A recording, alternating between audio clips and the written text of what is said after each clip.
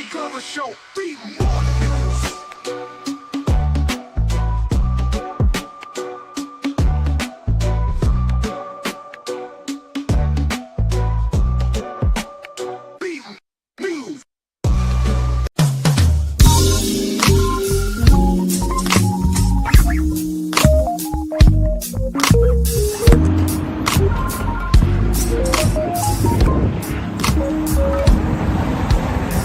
When I'm walking down the street. I do want to say to Doni and many of you in this room that over a very long career in this city, all of you have helped me and my colleagues tell the truth and to try to tell. I may not look like you and you me, but Take my hat off. I'm South Carolina, so I just. What does this event mean to you, Miss Peggy Moss? Oh, my heart, Happy 20th anniversary. my heart is about loving up on my sisters. Do you know what it feels like to have your sisters in the room? Done. And dare to be different and unique. I'm gonna be the best me I can be by letting His glory shine through. I am beautiful, I am blessed, but not just what you see in the flesh. I'm free from people, free from myself. There's The doctor lived next door to the janitor, to the reverend, and the lawyer. We were together. Now we get so high and mighty that you create stress for your society because you don't like poor black folks either. That's a health problem.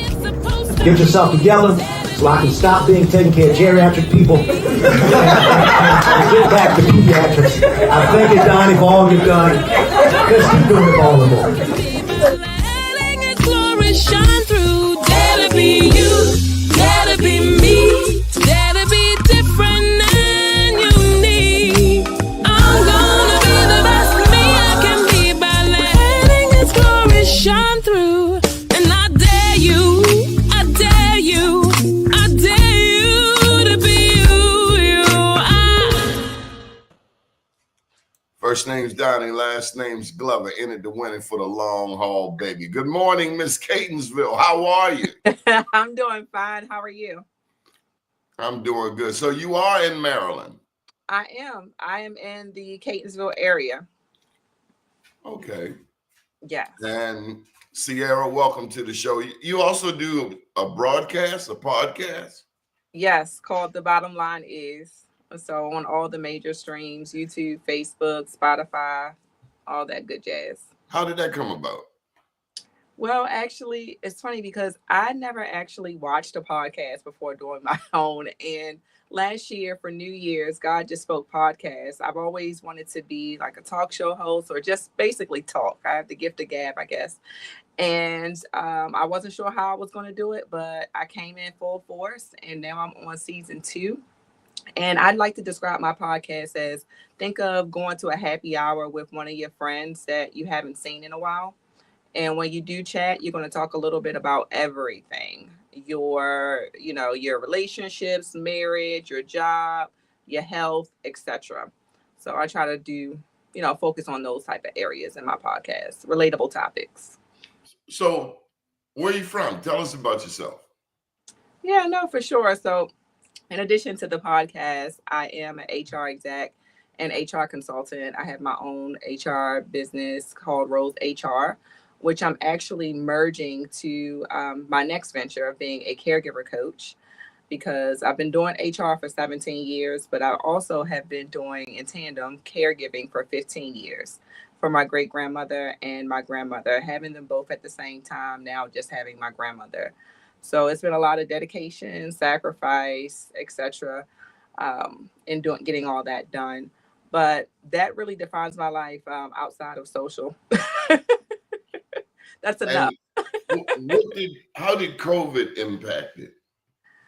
COVID, well, my grandmother, whom I'm taking care of now, she was more mobile and more, with it, I guess you can say, in society. It was going to the senior care center. And when COVID hit, everybody was locked indoors. And for a senior citizen to be in those 4 walls by themselves and not really have any social interaction, her dementia started to get worse. She has vascular dementia due to strokes and seizures. So that started to decline, which meant that I was living in the West Coast and just being a caregiver for her, like for admin things, that I had to come back after the pandemic kind of calmed down a little bit.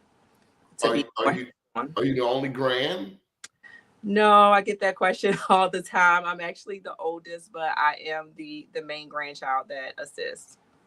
So I'm really her only person, as well as my aunt, who is her sister. Where your cousins at? They out there doing their own thing. I don't know, They figured There's always one loyal, at least it one always loyal is. grand. Yes, always one every time. It never fails. I don't know how I became that one.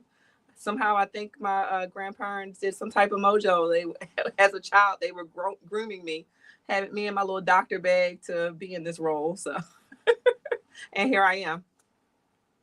And that's challenging in our community.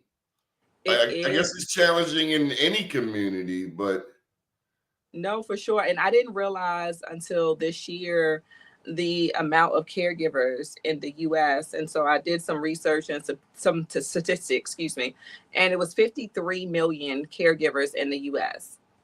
I was just blown away at that number because one, it's still growing because we have the baby boomer generation as well. And a lot of times when people think of caregiving, they think of just helping the older population, but it can be really any vulnerable adult or child that you're providing caregiving services for. So I want to also get rid of that stigma that it's just the older population too. But it's a lot of us out there. I didn't realize it. So it was mind blowing for me actually. because it's easy to stick somebody in a nursing home.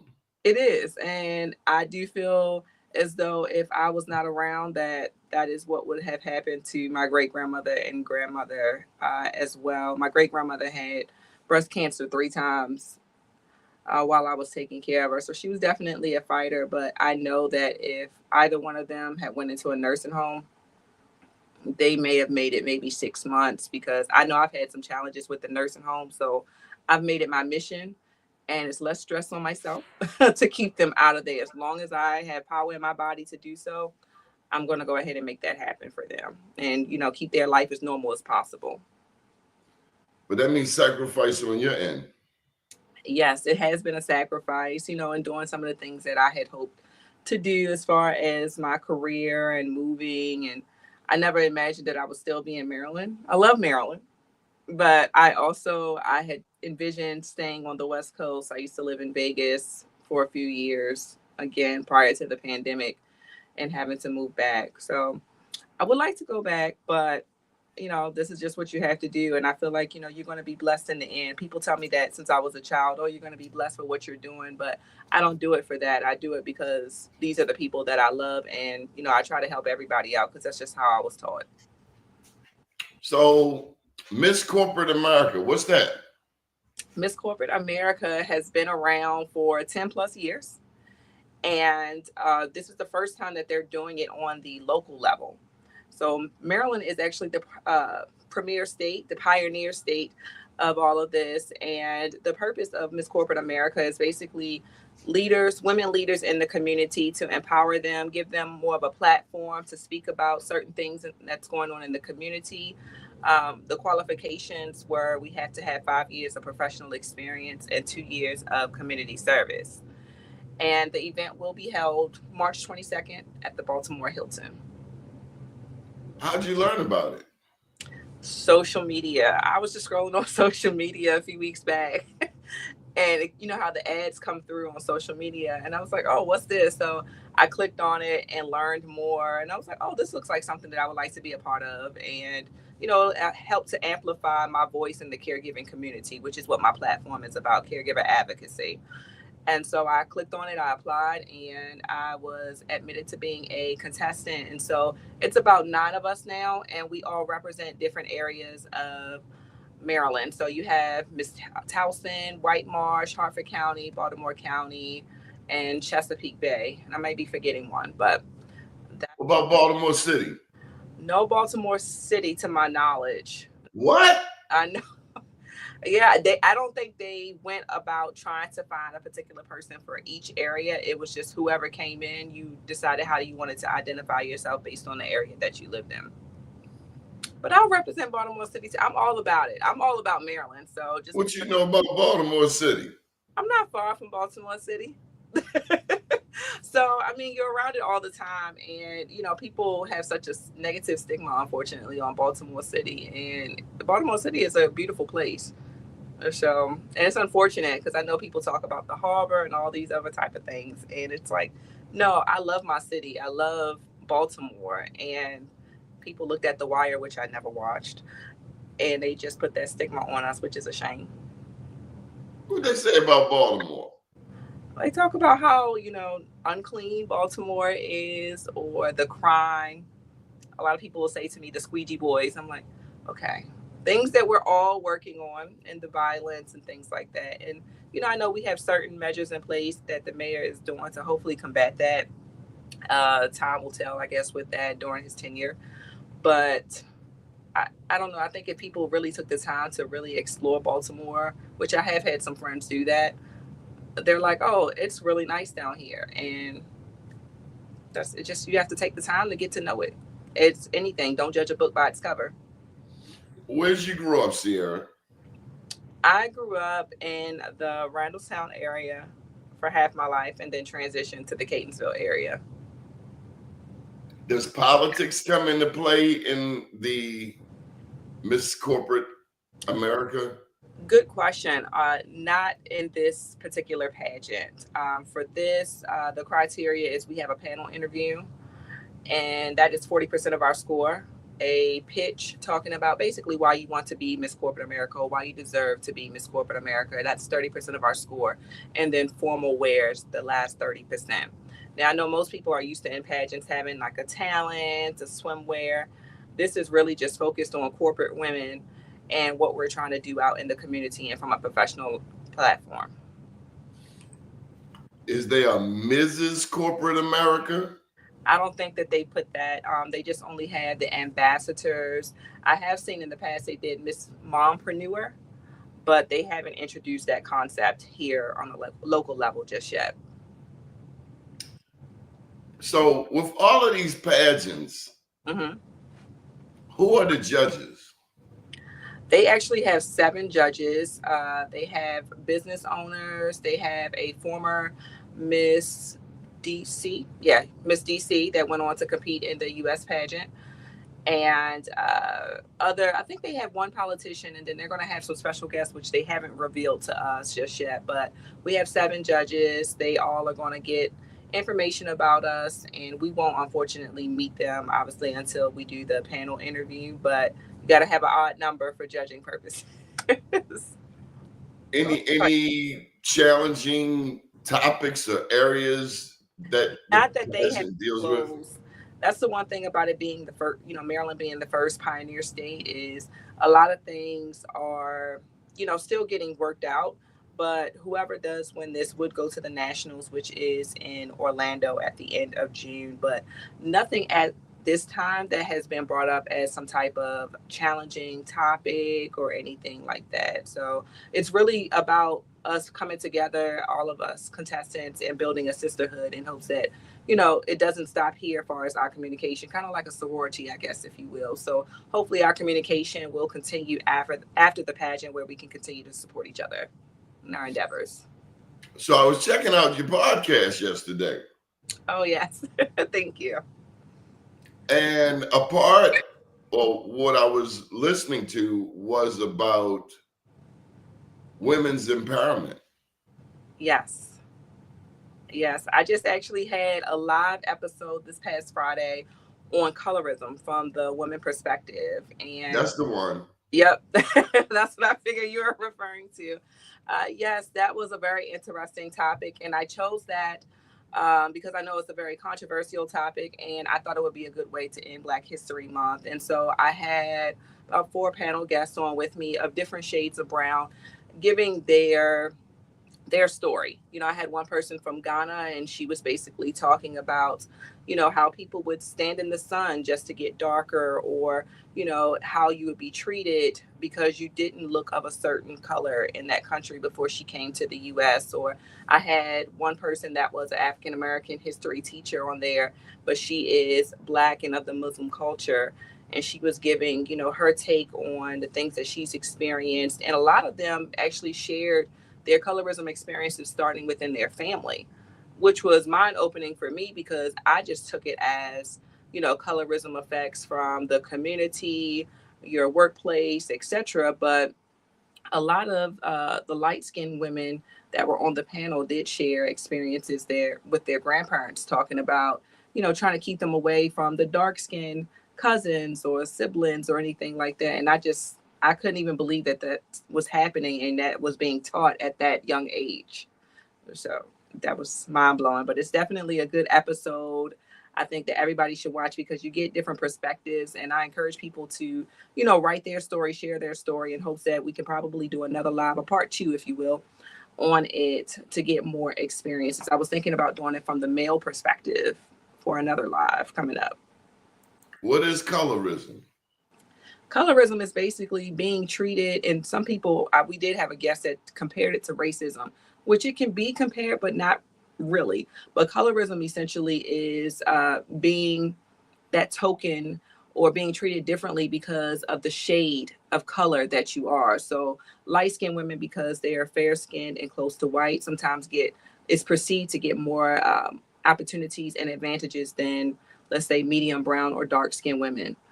And we're really trying to close that gap because, again, we're all one. We need to celebrate our color all together. We are all African American. We are all Black, however you want to identify, but we are people all together, and we really need to start coming together as a people. And that is what I wanted to teach in my podcast. Did anybody learn anything?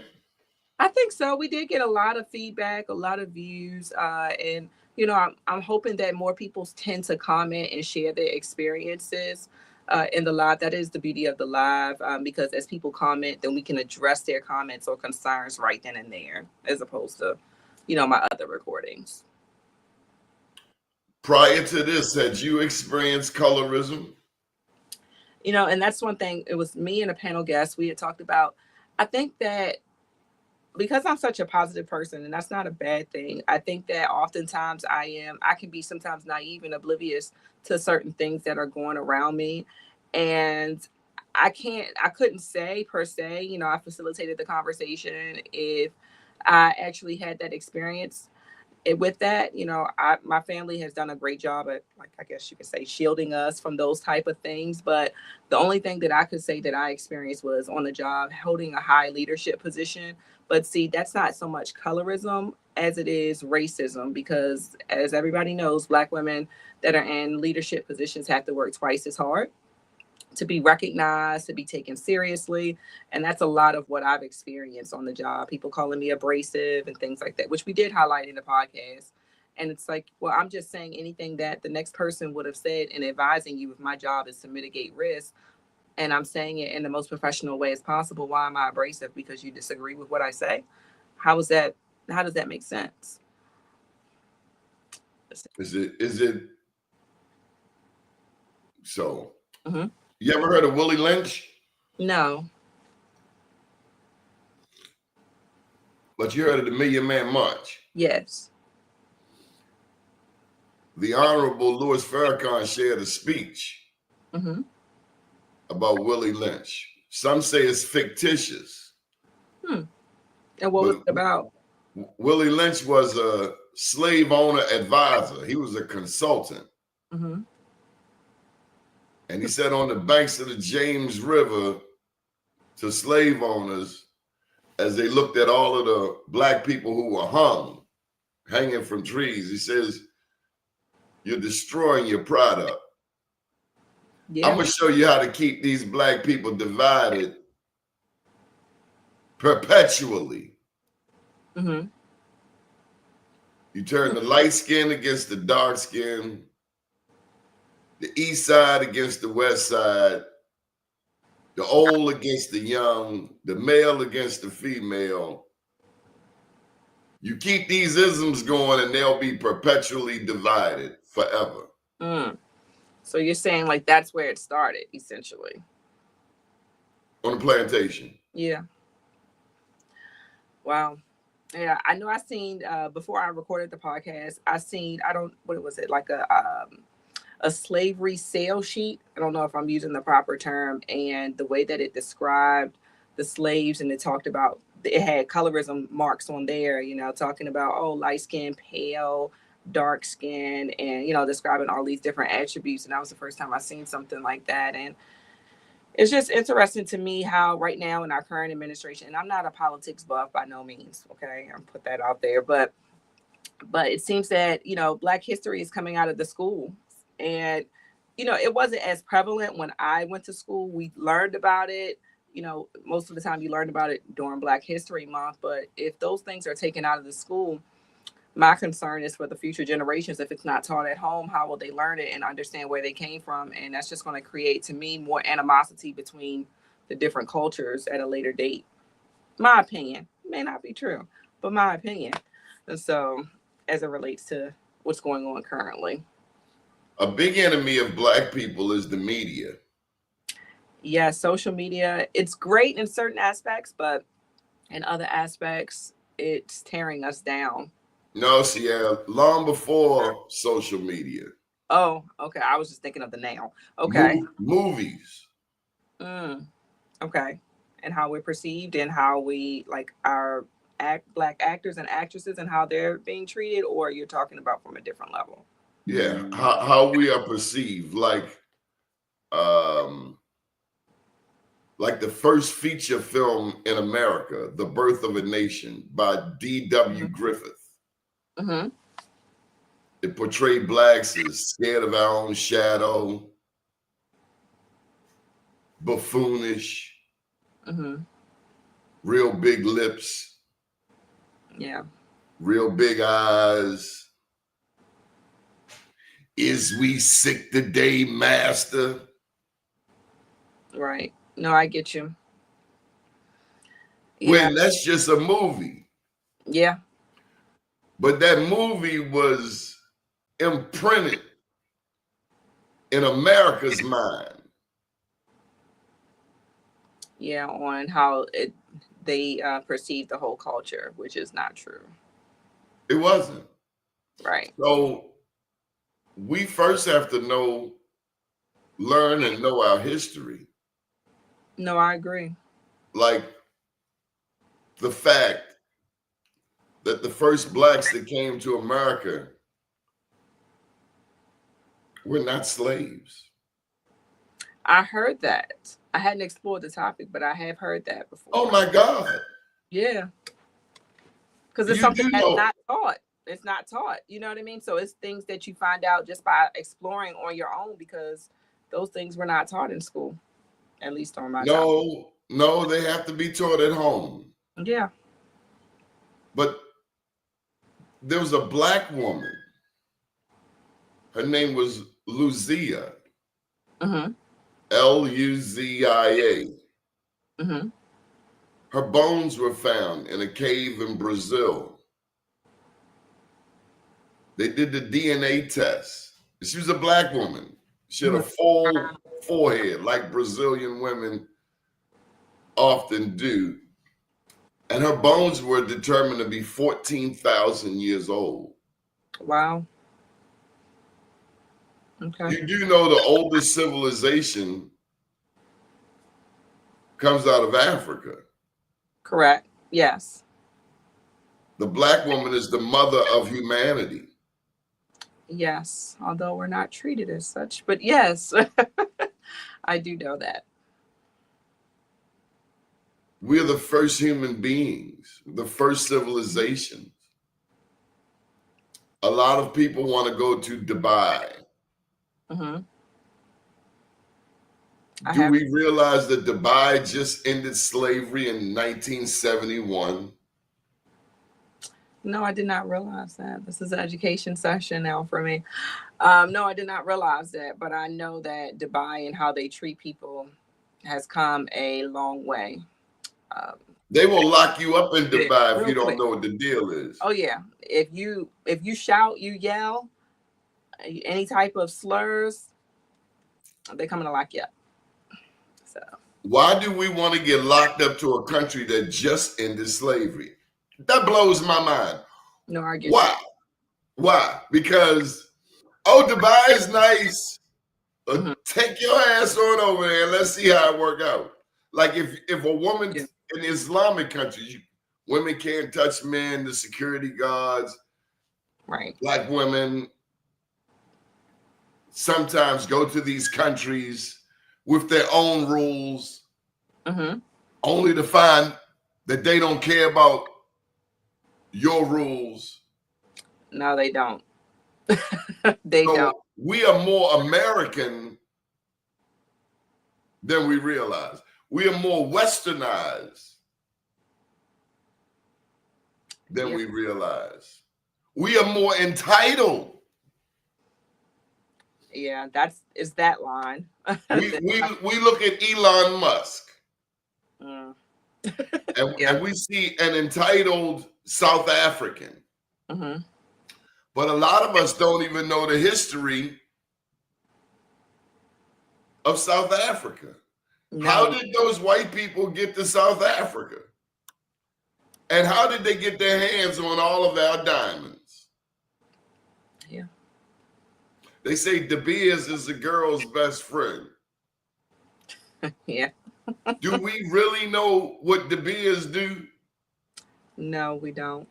They exploit black people Yeah. for blood diamonds.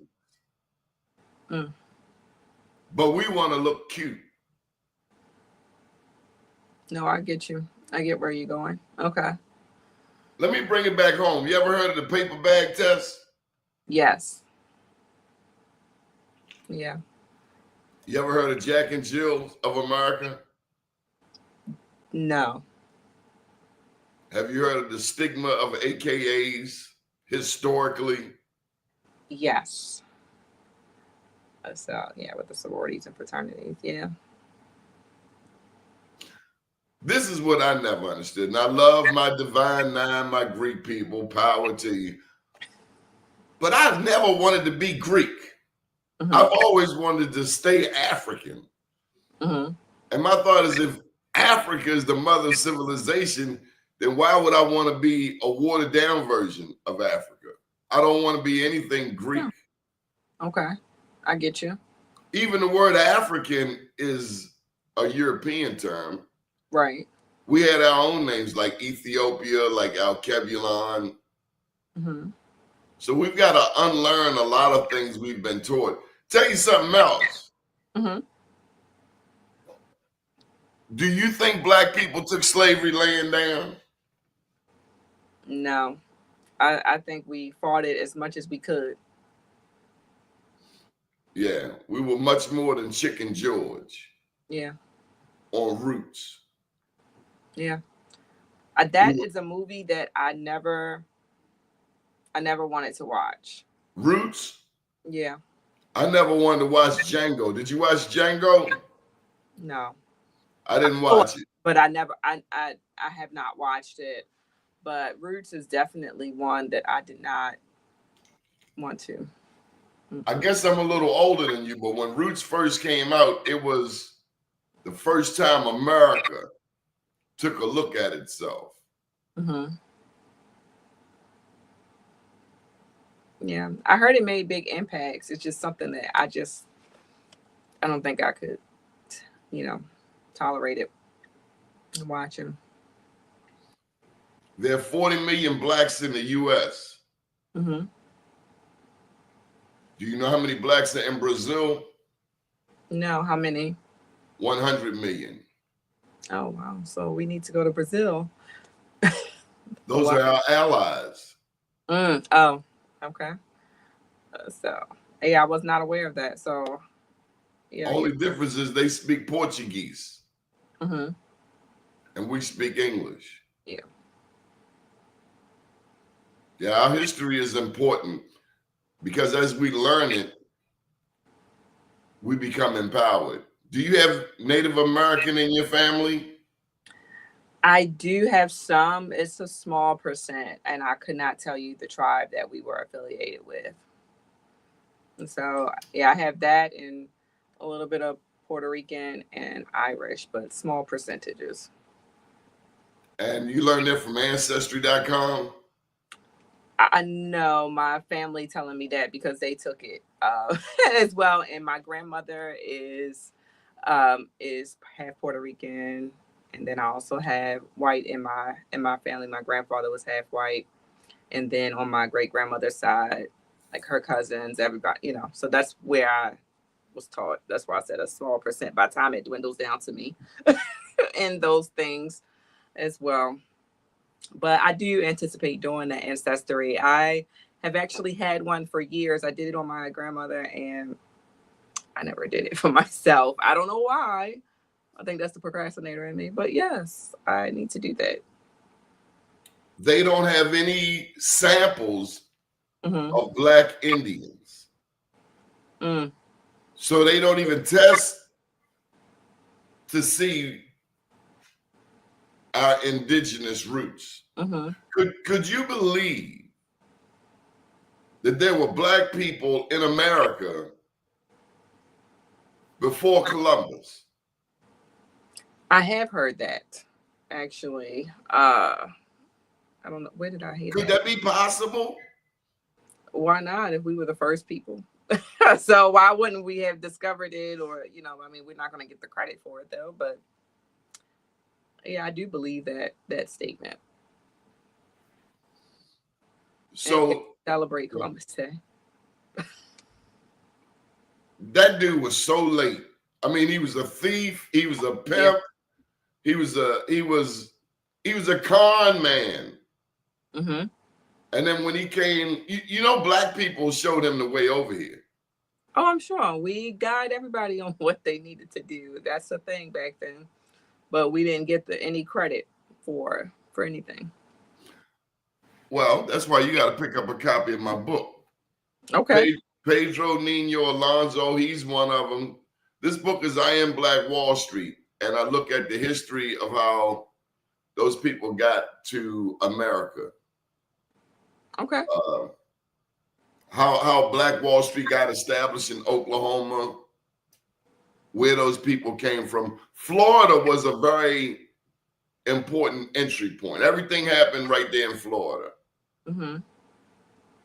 So you mentioned Puerto Rico and the other islands. It was just one stop. Mm-hmm. We're all, and see, that's where we get divided. Oh, he from Cuba. Well, there's people that experience the same thing as yours, pretty much. Right. But not all Blacks were slaves either. Not all Blacks endured slavery. And not all whites were free. Right. You had what was called indentured servants. Mm-hmm. They don't tell us that part, but whites were slaves too. Okay. Yeah, I never really explored as far as like white slavery or anything like that. Oh my God.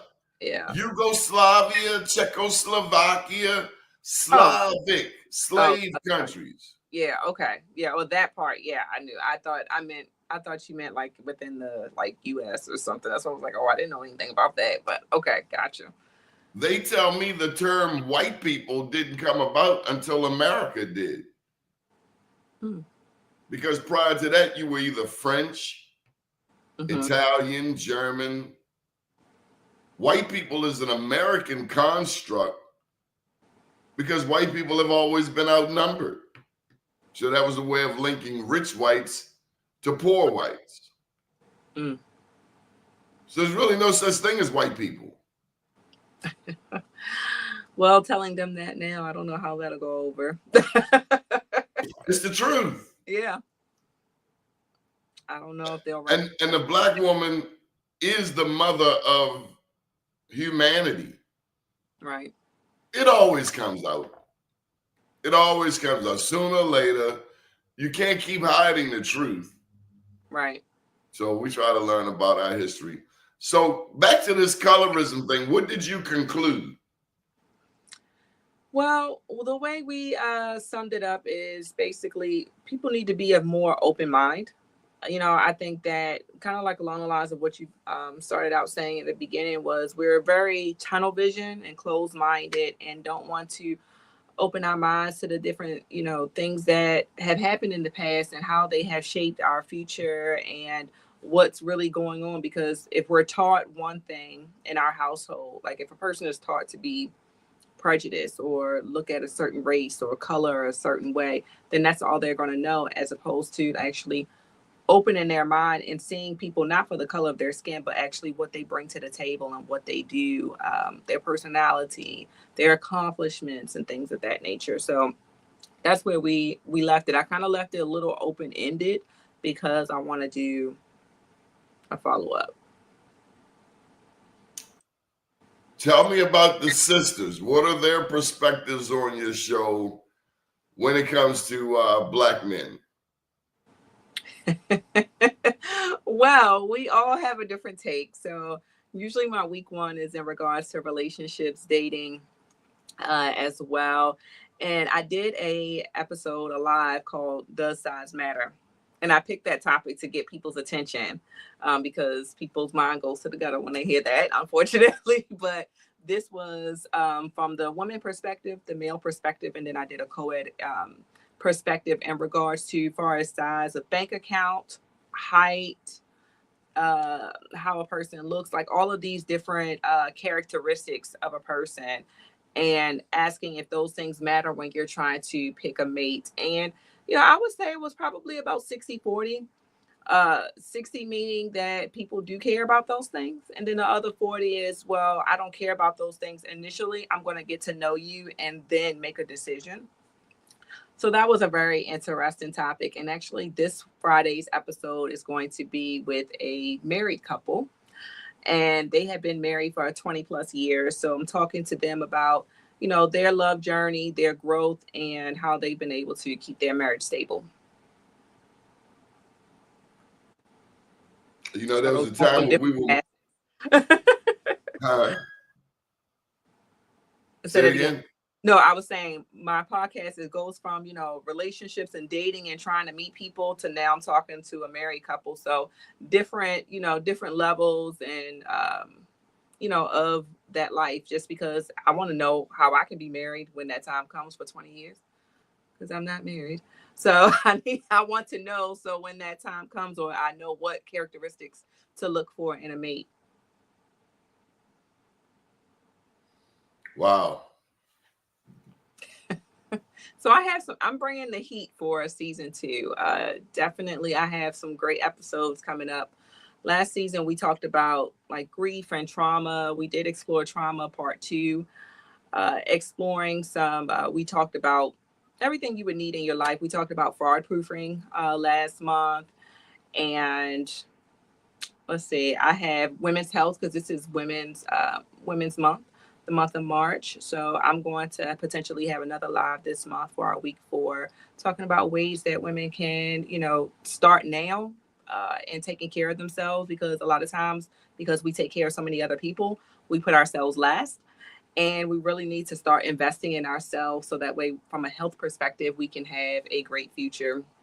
I have someone that's a stroke survivor coming up, someone that was dealing with a chronic illness and how they're still thriving. You can't let things that happen to you shape and define the person that you are. So how'd you wrap your brain around being a pageant contestant? Do all of a sudden you start sitting differently and walking differently? No, not exactly, because I've always maintained, my poise and different things like that. I started out modeling at a very young age. And it was locally. I've done a few things on a national level, but it was something that I just always have been taught to just carry myself a different way and, always respect and always, talk proper in certain settings and things of that nature. But no, I've never been a person to change who I am. That's something that I've always maintained. I even said, once I get rich and famous, I'm still going to be the same person. And people from elementary school that I get in contact with, they're like, you're really the same person. Yes, I'm not going to change. That is my authentic self. And that's all I can be, is my authentic self. Don't let money change you. that part. Everybody changes. Everybody evolves. Yeah, but if I'm going to evolve, I'm going to evolve in a positive way. I'm not going to evolve and be stuck up or things like that. To me, that just screams negative vibes if you're like that. You know, I've always been a person that says please and thank you. Anytime I approach somebody, it can be for the smallest thing. I'm just like, oh, thank you so much. I try to be very grateful and appreciative. And I feel like that's, you know, good karma. And I just like to treat people with respect. And I've always been taught to go and abide by the golden rule. Even when somebody, you know, doesn't treat you right. And I teach this in orientation when I'm doing orientation for new employees. 2 wrongs don't make a right. That doesn't mean you need to go back and disrespect the person because they disrespected you. My aunt always says, kill a person with kindness. So This Baltimore, they kill people with guns, lady. they do. But you know what? You reap what you sow. So, you know, but, you know, I just feel like I'm blessed, you know, and I just, you know, hope the power of God continues to stay over me and my life and my loved ones. That's all I can do. I have to walk by faith, not by sight. So what do y'all say about black men on your podcast?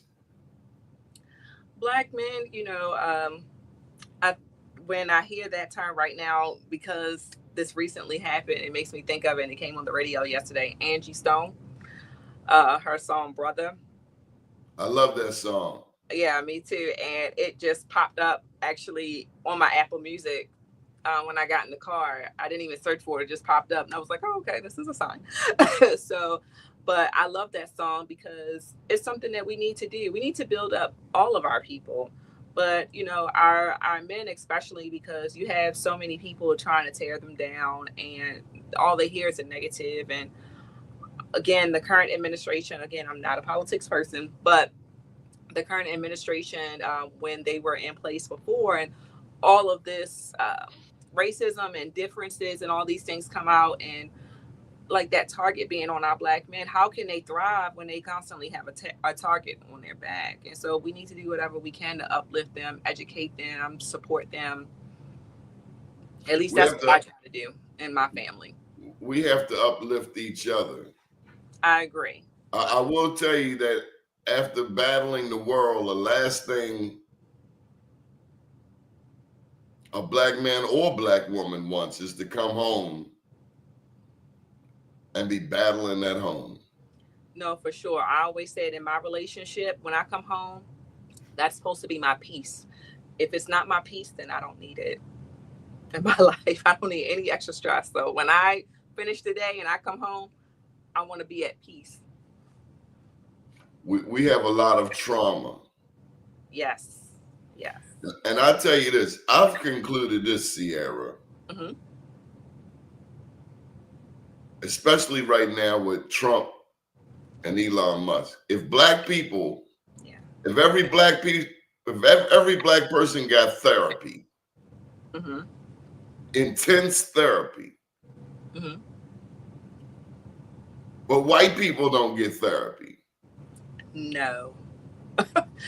So you get all of the black people with therapy and then the white people don't get no therapy, you haven't done anything. Right, because it's only one half of the people that are actually willing to change and compromise. And not all white people are sick. Correct. But the vice president and the president are very sick. That's not normal behavior. No. And the thing is, these people are in charge of the country. Yeah. Yeah, I know. Yeah. Did you see the way they treated the Ukrainian president? I did see a few clips. I didn't watch it in its entirety, but it was pretty brutal to watch. And I just the disrespect to all cultures continues to happen. And I just anticipate we're probably going to be in a war soon because people hate us in other countries. No, they hate them. Yeah. And when they come, I'm not going to get in their way. Yeah, no, I'm not either. I'm just going to move to the side. Now say, there he is right there. Yep. He over there. I'm good. I'm over here. Yes, definitely. Now, Sierra, you say you're not political. No, I just, I know what Yeah, I see. I disagree, Sierra. What? Everything we do is political. Okay, well, I can see that. But I'm not, I don't look at myself as a politics buff. I don't watch, CNN and all those. I don't, look at that stuff constantly to be fully thrusted in it, to be educated on it, to really speak on it thoroughly. I don't like to speak on things that I fully don't know about. And you think Donald Trump knows what he's talking about? Oh, no, I didn't say it. I know he don't. But I'm not trying to be like him. So by no means, we are in a whole different category. He over there. Yeah. But we will suffer because of his choices. I know. I hope these 4 years go by pretty quickly and that we all make it through. That's all I can do is pray. 4 years gonna be 4 years. I don't know that I want it to go by quickly. I want to enjoy life still. I do, but to get him out of office, even though I don't know what will be next after him. But somebody gonna push him into the Atlantic Ocean. I don't see him being around 4 years. I mean, they're breaking all kinds. Right now, they have access to our private information. Yeah, it's all the things that he's on. I feel bad for the federal employees who used to be able to be safe as a federal employee, and not no more. No, that whole dynamic has changed. And I think about the IRS, the impacts with them, and this is tax time. I'm like, oh my God, I need to get my taxes done.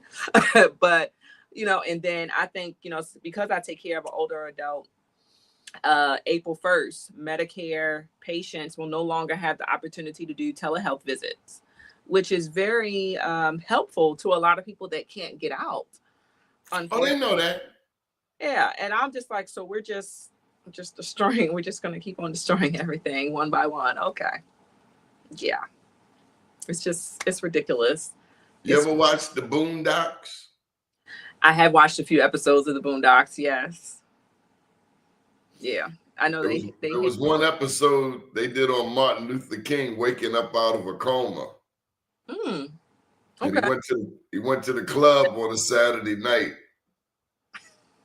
and he saw how we were acting. Oh. And he said he can't do it. He's not going to be able to do it, and he's moving to Canada. Yeah. I would say that to my friends. I was like, I think I actually said it last week to somebody, and I said, I said it on the podcast. I said, if our ancestors, Martin Luther King, Coretta Scott, Malcolm X, etc., if all of these people, they're probably rolling over right now just at everything that's going on. And I feel like sometimes they probably think that it's in vain, everything that they worked for. And it's sad. To me, it's just disrespectful to them. Like, I mean, they put themselves on the line for us, and this is how we pay them back. This is Women's History Month. Besides my mama and my two grandmothers, I have, I'm a big fan of Harriet Tubman. She's got to be the baddest sister to ever come through North America.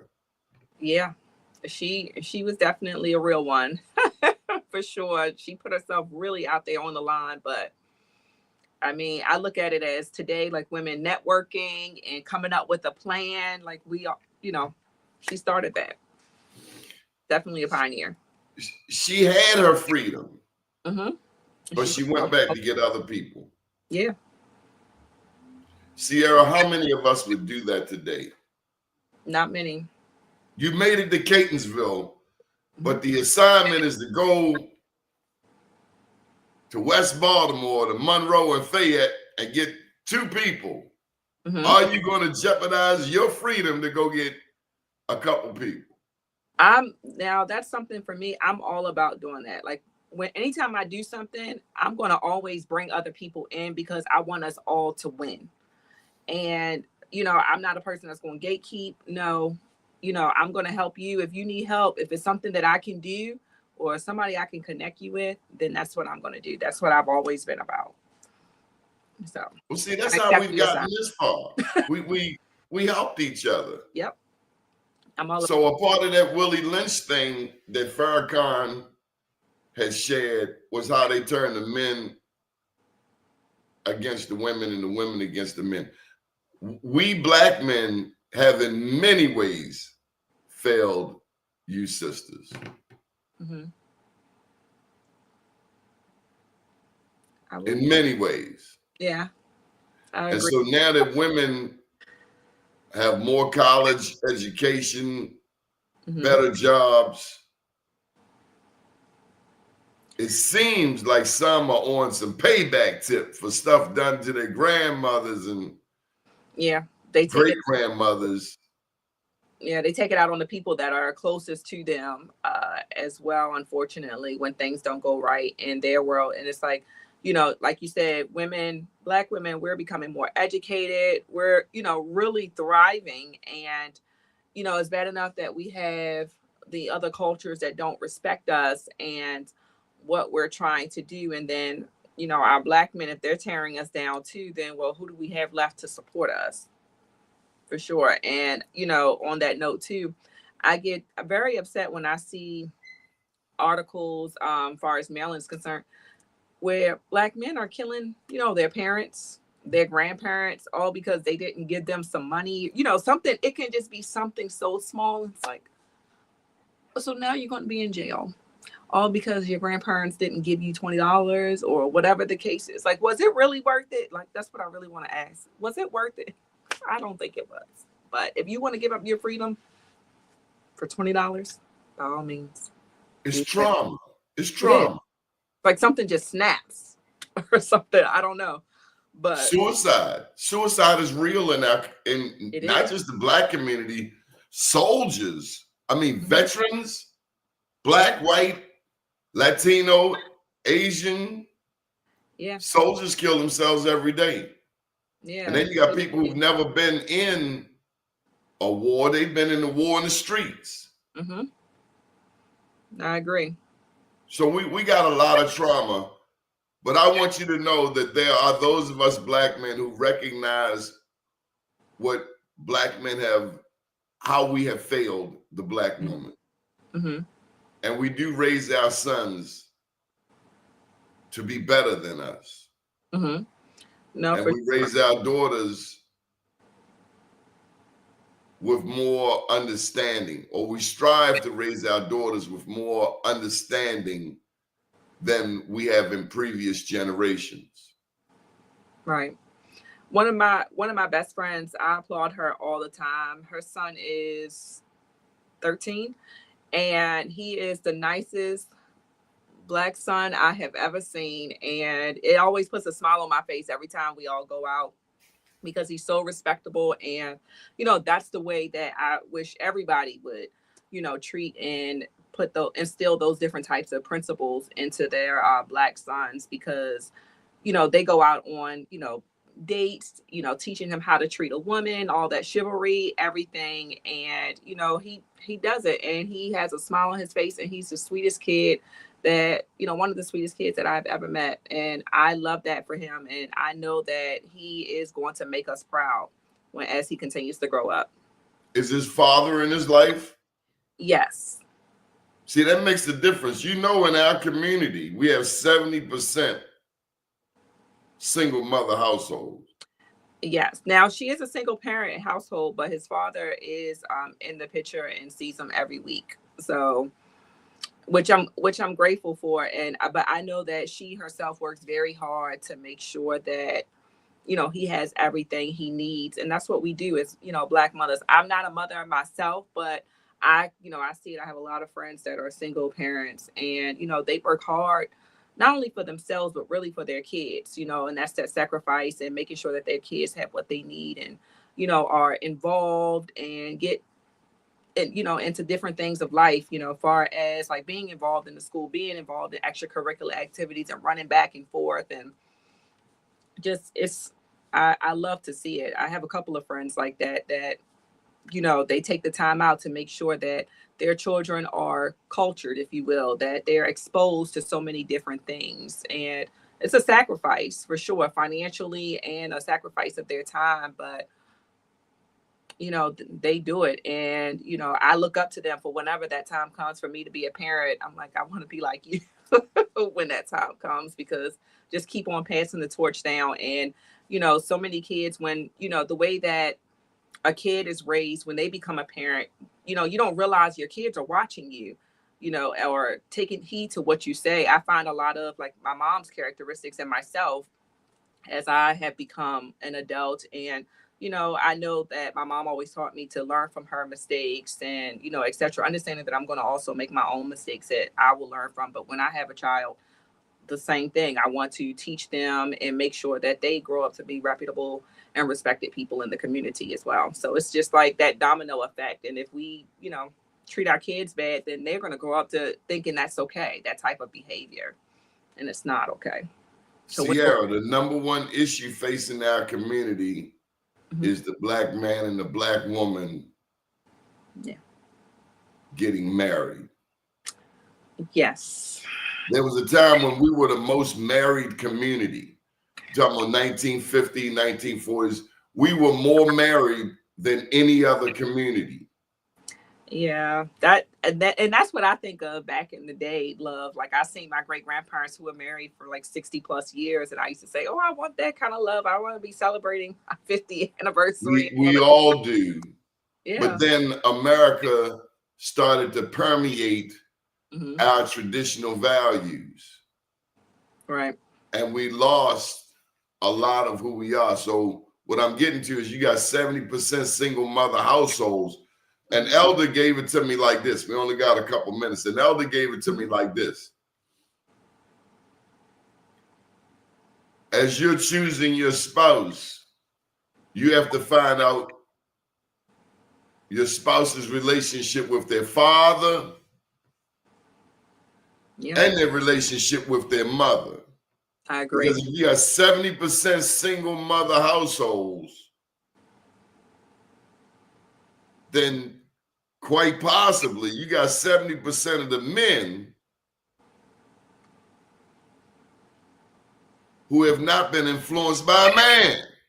Right. And that's very important.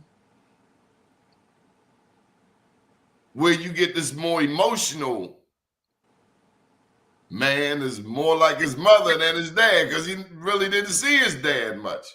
Right. So it took two to make it, the baby, and it takes two to raise the baby. And I just hope our music. There was a time when I grew up, if you called a girl a B, 3 o'clock come, you fighting somebody. You fighting somebody. Yeah. But now we have done that so much that now sisters are referring to themselves as. Yeah, that's something we talked about on the colorism episodes. It's like we're looking at those terms, the B word and the N word, as like words of endearment, and that's not what they're supposed to be, and that's not how they're supposed to be used. But because of society, it's making it appear that way, and it needs to stop. Because everybody want to go to the party. And I'll say too, just to make note on what you said about the 2-parent households. I just had this discussion on a recording for another podcast episode that this is why too, a lot of, if it's a single woman household, that I noticed that a lot of them put their children into sports, so that way they have the guidance of usually the Black man from a sports, like a coaching person, that can also assist too. That's something we were talking about last week. But I think that's important too, because at least they have some influence and they're around other Black men, Black boys that can also have some type of hopefully positive effect on their upbringing too. And I didn't even get into the prison scenario. Yeah. No, I got you. We only 15% of the population Black men alone are 40% of those incarcerated. Black women are the fastest growing demographic. So final question, what can your victory as Miss Corporate America do to bring attention to the issues in our family? And I'll give you a chance to give your closing statement as if you're at the pageant right now. We present to you Miss. No, for sure. Thank you so much.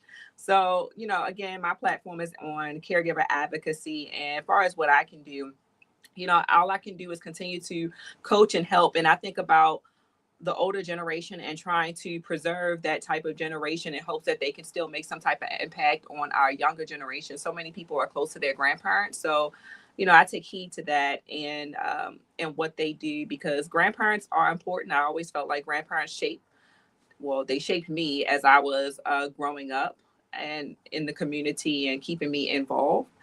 But again, I appreciate the opportunity to be on here to talk with you, Doni. And, if you want to know more about me and what I'm doing in my pageant, again, the pageant is on March 22nd.